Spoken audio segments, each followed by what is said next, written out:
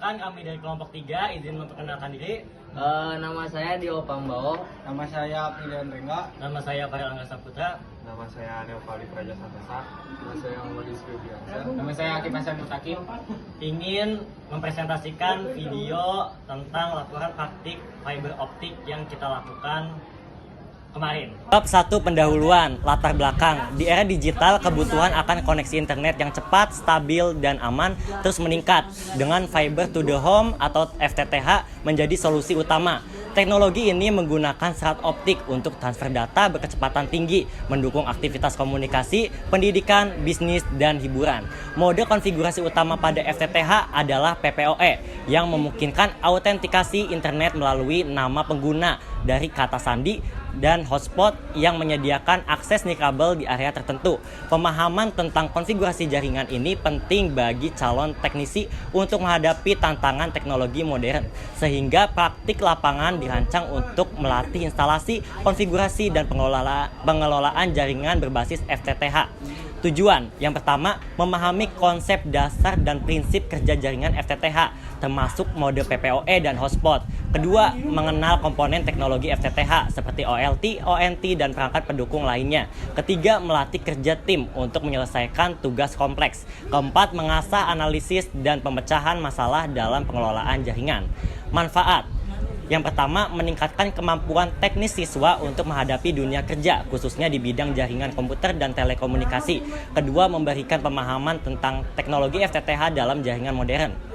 Yang ketiga, membekali siswa dengan keterampilan mengatur jaringan hotspot, termasuk keamanan dan pembagian bandwidth. Yang keempat, melatih siswa dalam instalasi, konfigurasi, dan troubleshooting perangkat jaringan berbasis serat optik. Pengertian, fiber optik adalah media transmisi data berbasis serat kaca atau plastik yang mentransmisikan data dalam bentuk sinyal cahaya melalui prinsip refleksi total internal. Teknologi ini memiliki kecepatan tinggi, kapasitas besar, dan tahan gangguan elektromagnetik, sehingga sering digunakan dalam internet, telekomunikasi, dan jaringan komputer. Sejarah fiber optik. Abad ke-19, John Tyndall menemukan prinsip panduan cahaya. Awal abad ke-20, Clarence W. Hensel dan Alexander Graham Bell mengembangkan komunikasi berbasis cahaya. 1960-an, Charles Kakao mempublikasikan penelitian tentang serat kaca untuk komunikasi, Nobel Fisika 2009. 1970-an, Corning Glassworks menghasilkan serat kaca berkualitas tinggi. 1980-an, sampai sekarang fiber optik digunakan luas dalam komunikasi jarak jauh dan internet. Jenis fiber optik. Yang pertama adalah single mode fiber atau SMF.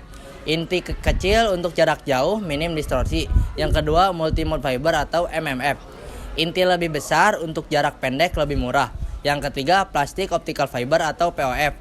Ini plastik fleksibel, cocok untuk rumah atau industri dengan jarak terbatas.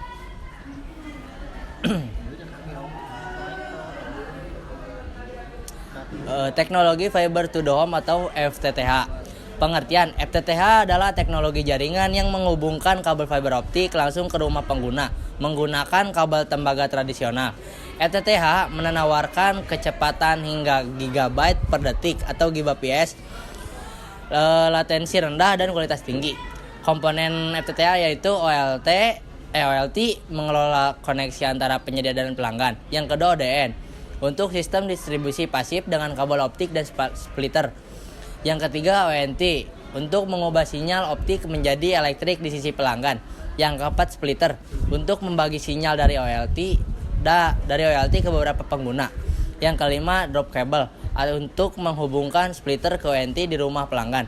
Keunggulan FTTH yaitu yang pertama, kecepatan tinggi hingga 10 GB.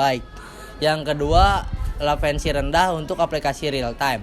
Yang ketiga, stabil dan tahan gangguan cuaca atau elektromagnetik. Yang keempat, mendukung berbagai layanan multimedia atau FTP, VoIP, cloud. Yang kelima, hemat energi dengan teknologi pasif. 3. Mode hotspot adalah area dengan akses internet nirkabel atau WiFi yang diatur melalui router atau access point. Sering ditemukan di tempat umum seperti kafe dan tempat lainnya. Fungsi dan penerapan. Fungsi, memberikan akses internet pada banyak pengguna secara bersamaan. dan menghubungkan perangkat tanpa kabel fisik.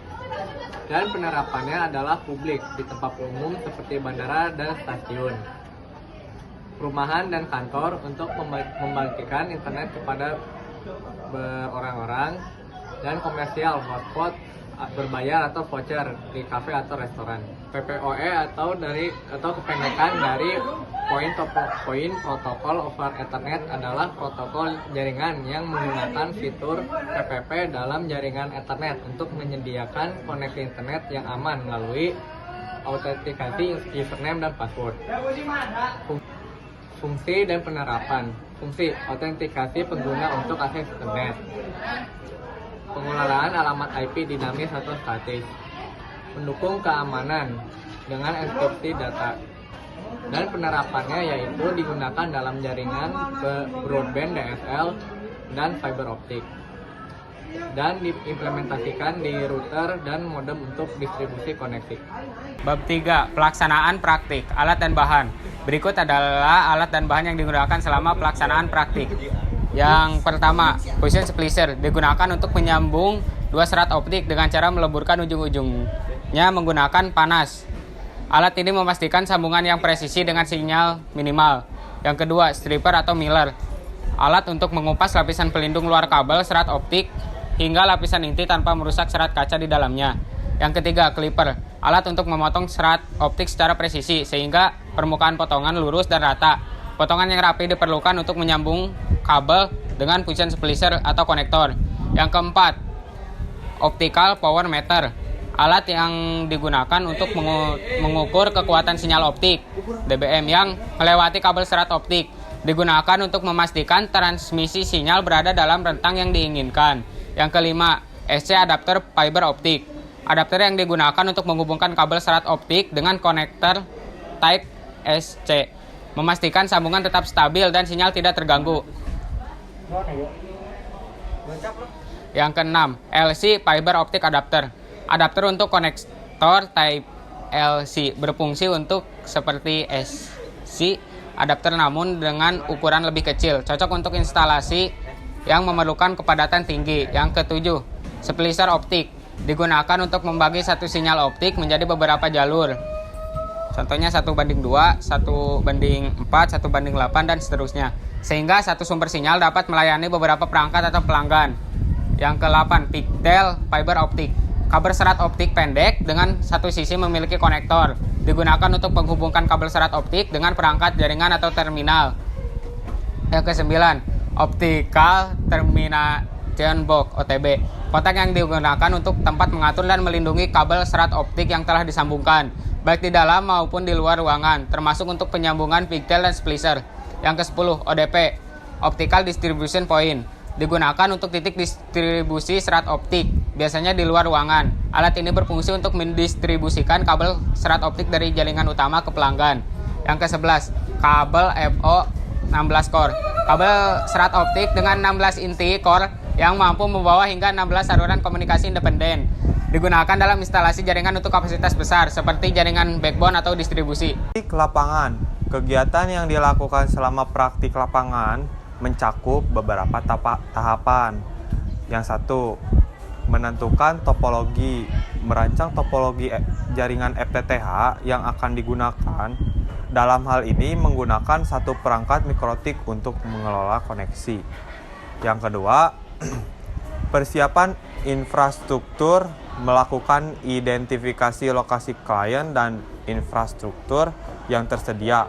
Tahapan ini mencakup pemetaan jalur kabel dari OLT ke klien serta menentukan kebutuhan perangkat keras seperti kabel FO, pigtail, konektor, dan aksesoris pendukung lainnya. Ya, konfigurasi modem dan micmon dilakukan bersamaan dengan penarikan kabel FO. Modem ONT dikonfigurasi untuk mengubah sinyal optik menjadi sinyal elektrik. Lengkap dengan pengaturan IP address dan DNS. Micmon digunakan pada server mikrotik untuk mengelola autentikasi pengguna melalui PPPoE, pemantauan aktivitas jaringan, dan pengaturan akses internet. Konfigurasi ini memastikan jaringan dapat langsung berfungsi setelah kabel FO terpasang. Yang keempat, penarikan kabel FO. Sebelum penarikan kabel FO, dilakukan penyambungan kabel FO dengan pigtail menggunakan fusion splicer untuk memastikan sambungan yang presisi. Kabel yang telah tersambung dihubungkan ke ODP melalui port konektor. Kabel FO kemudian ditarik sesuai jalur yang telah direncanakan dengan hati-hati untuk menghindari kerusakan fisik. Pengujian menggunakan optical power memastikan setiap tahap berjalan dengan baik sehingga jaringan fiber optik dapat berfungsi secara maksimal dan stabil di lokasi klien. 5. Pemasangan pada lokasi klien setelah penarikan kabel fiber optik FO ke lokasi klien. Setelah dilakukan instalasi kabel dari area outdoor ke indoor hingga ke modem pada area outdoor, kabel FO diterapkan menggunakan klem kabel sebelum disambungkan dengan pigtail melalui fusion splicer atau splicing. Sambungan ini memastikan koneksi yang stabil sebelum kabel dihubungkan ke modem di dalam ruangan. 6. Instalasi modem pada klien setelah kabel FO diterapkan dan disambungkan ke pigtail melalui splicing. Langkah berikutnya adalah memasang modem di lokasi klien. Kabel pigtail hubungkan ke port optik pada modem dan modem nyalakan menggunakan adaptor daya yang terhubung ke sumber listrik. Pastikan indikator daya pada modem menyala dan sinyal optik diterima dengan baik. Ditandai dengan tidak nyaman indikator loss yang berkedip merah. 7. Pengujian pada klien setelah semua perangkat terpasang dengan baik. Perangkat klien seperti komputer, laptop, dan router tambahan disambungkan ke modem untuk memastikan koneksi internet berjalan dengan benar. SSID yang digunakan adalah 12 TKJ 1 kelompok 3 dan meskipun perangkat berhasil terhubung ke jaringan WiFi, akses internet tidak tersedia. Hal ini disebutkan oleh terputusnya koneksi antara OLT optical line terminal di server dengan modem klien. OLT adalah perangkat ini yang mendistribusikan sinyal optik dari ISP ke jaringan fiber optik. Ketika OLT terputus, sinyal optik tidak dapat diteruskan ke modem sehingga perangkat klien tidak dapat mengakses internet meskipun terhubung ke WiFi. Indikator loss pada modem akan menyala atau berkedip merah, menandakan bahwa sinyal optik tidak diterima. Untuk bab yang keempat, yaitu penutup. Kesimpulannya, hasil praktik lapangan jaringan FTTH dengan mode PPOE dan hotspot menunjukkan bahwa teknologi FTTH merupakan solusi efisien untuk menyediakan koneksi internet berkecepatan tinggi dengan stabilitas lebih baik dibandingkan dengan jaringan konvensional. Teknologi ini memanfaatkan perangkat seperti OLT, ONT, dan serat optik sebagai media transmisi. Cocok untuk kebutuhan rumah tangga, kantor, dan sekolah. Mode PPOE memungkinkan autentikasi koneksi internet secara aman melalui username dan password, efektif untuk pengelolaan akses pengguna. Sementara itu, mode hotspot memberikan fleksibilitas akses internet nirkabel, ideal untuk area publik seperti sekolah ataupun kafe. Praktik ini memberikan siswa pengalaman nyata dalam instalasi, konfigurasi, dan troubleshooting jaringan berbasis FTTH, melatih pemahaman teknis secara kemampuan analisis dan pemecahan masalah.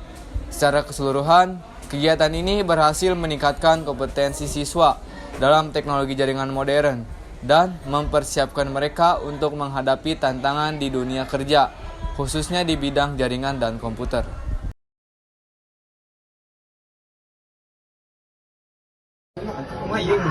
Ayo. Kami. Ini bukan materi. Kan yang dilakukan selama Dengerin apa kata Coach Akif.